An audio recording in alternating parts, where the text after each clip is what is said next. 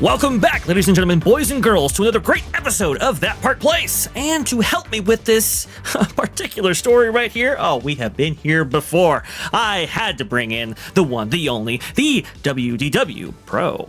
Yes, and Vash, it appears you have received a power surge, but unlike Disney, you only become better when it happens. The lights go out across the Magic Kingdom and other theme parks when Disney gets a bolt of lightning. It would appear so, Pro.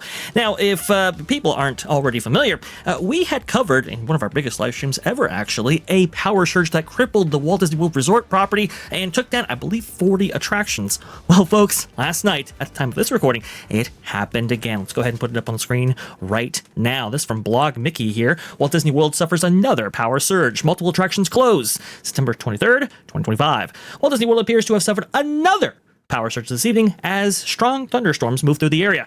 A number of indoor attractions that would typically not close for weather-related issues are currently closed across multiple theme parks. And that was the time of this article posting, of course. Outdoor attractions are also closed, but that is to be expected during inclement weather. And here's what we're seeing. Attractions close following Walt Disney World power surge.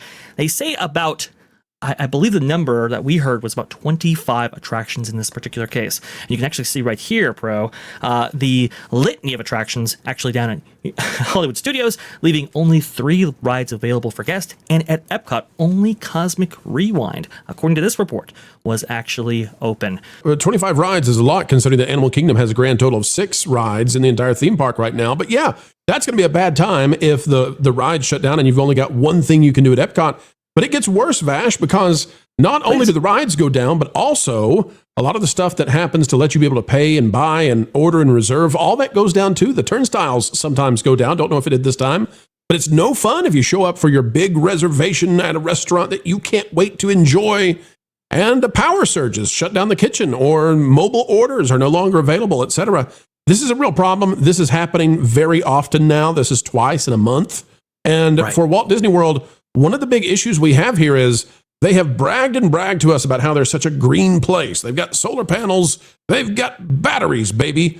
And it turns out that maybe that's not true. Maybe what's really going on here is that extremely poor planning with their utilities has created a system where if one theme park goes down, so do all of them. That is the opposite of genius, and they need to fix this as fast as possible. Oh, absolutely they do. And I don't think they're really in the mindset of fixing this, as disheartening as that might be, because we see, what do we see across Walt Disney World Resort right now? We see a lot of investments that don't actually expand capacity. As we've said before many times at That Park Place, we see a litany of investments that, let's say, take advantage of the land already existing within these parks, unfortunately replacing many of the beloved attractions that we've, loved for so long, near 50 years now in some cases. And what does that mean? That also means that they're taking advantage of existing infrastructure so they don't have to actually pay for additional infrastructure in order to operate these new quote-unquote ride shows and attractions. Well, if everything's operating on the same infrastructure, and from what I have heard from Rudy Creek Energy Services and so forth, is that they haven't really overhauled many of their systems in decades. If it's all still running off those systems, well, then it's no surprise that this keeps happening. And just as a reminder, ladies and gentlemen, you can say, well, it's inclement weather, we'll just go back to the resort. We'll go back to the hotel. And it's like, well, actually, those things are also running off of the same power grid. And so it's no fun when it's raining outside and there's nothing to do inside. You can't even go to a water park at that point. Disney needs to fix this. It's additionally painful when Disney has moved essentially to being a totally digital world. You got to have a mobile phone. You got to have a cell phone down there. You got to have a smartphone, and you got to have their app. Well, all of that goes to crap if all of the things that use your phone don't work because the power's out.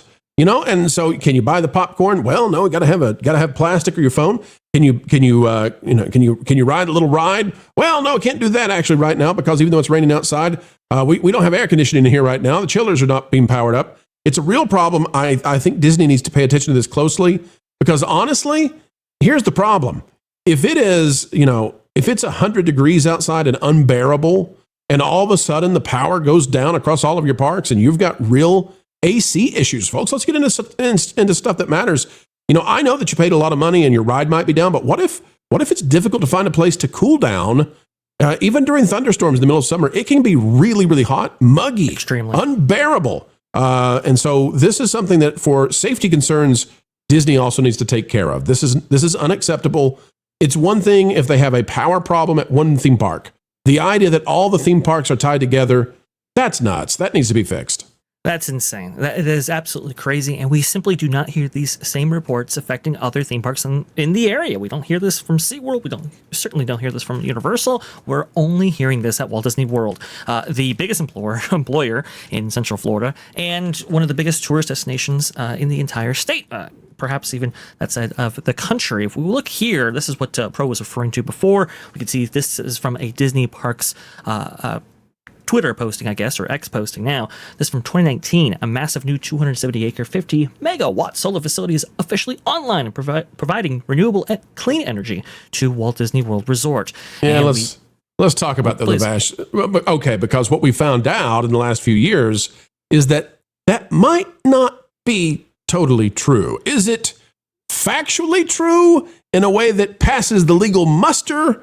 Yeah, probably, but is it true in the way that you understand it to be? No. Vash, we believe that these solar farms are actually leased out to other utility companies, and that power, when it's generating power, just goes on the grid at large. Is that correct? It's not really, like, it's a way for Disney to say we're green, but it's not really power for Disney per se. Right. I mean, there's a litany of renewable energy incentives and so forth that Disney could be benefiting from. And that's not to say that these don't generate power at all. We just think that it might not be generating power directly for the resort. And that might be really weird. But this was all but confirmed in the SIFTOD, I believe, 80-page report that they published shortly after the RCID was, effectively no more. And SIFTOD, or the Central Florida Tourism Oversight District, took over this area of Central Florida. Listed in that report, it made allegations to say that some of these things weren't even hooked up. And it's just, it's absolutely insane. But what's amazing, Vash, when you say some of these things are not even hooked up, Disney could have bought cattle fields all over Central Florida and turned those into solar farms and whatever. What they wanted to do was they wanted to have the appearance that they're a green energy place. So they chopped down the trees, the beautiful, wonderful carbon capturing trees, the wildlife supporting trees within their property at Disney World, which, oh, by the way, yet again, that's very finite land that they could use, right? You need to use that land. Don't abuse the land. But they wanted to make a virtue signal message. And so they plopped down these solar farms that, again, appear to be run by a different utility company, goes onto the grid and doesn't necessarily affect Disney, and could have far more efficiently been put in already unused cattle fields to absorb the sun. But instead, Disney had to have their fun of virtue signaling. And now, Vash, what are we finding out? The things don't even work. And if the power goes down because of a power surge, sorry, solar panels, they don't do anything for us, actually. Yikes. It's absolutely insane. And even though some attractions might have been functioning, doesn't mean that they were functioning well, like this report right here from that Disney boy.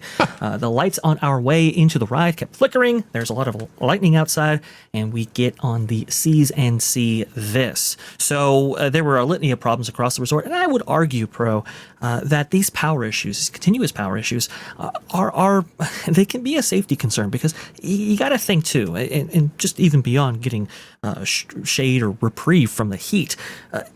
With something like this, when you have thousands, tens of thousands of guests who are forced to exit a ride or exit line queues and are now on to walkways, that's a very big concern, especially for the resources and utilities that people rely on in order to maybe engage with one another or transport themselves or even navigable walkway space. All of these things compound when this happens, and it's happening over and over and over. Yeah, and we've already seen reports. We know this happens when the power goes down, the monorail doesn't work anymore, and so you get people stuck on the monorail. I mean, it's a real problem. Skyliner needs electricity to run. And folks, we do want to give you some good news when it comes to Disney. Yes, they do have backup generators, but those tend to be only to support essential sorts of functions. So those keep emergency lights on in places where emergency lights have to stay on, that sort of thing. But they don't bring the magic necessarily. They do not bring the magic, indeed. But you know who does bring the magic, Pro? Our wonderful viewers, who often leave that like button, and also to leave a comment for us to read and for us to examine. Some of those very, very helpful. I want to go ahead and appreciate every single one of you right here. And we've had tremendous success on this channel because of you, and I want to go ahead and thank each and every one of you. Now, let's go ahead and leave this topic here, Pro, because we have to get on to more exciting content for all of you at home to enjoy. So, like I said, leave a comment, hit that like button, and make sure you subscribe for all the news that should be fun. Thanks for watching That Park Plays News. For more information, consider checking out www.thatparkplace.com. And don't forget to subscribe, share, like, and send this out on your favorite social media accounts.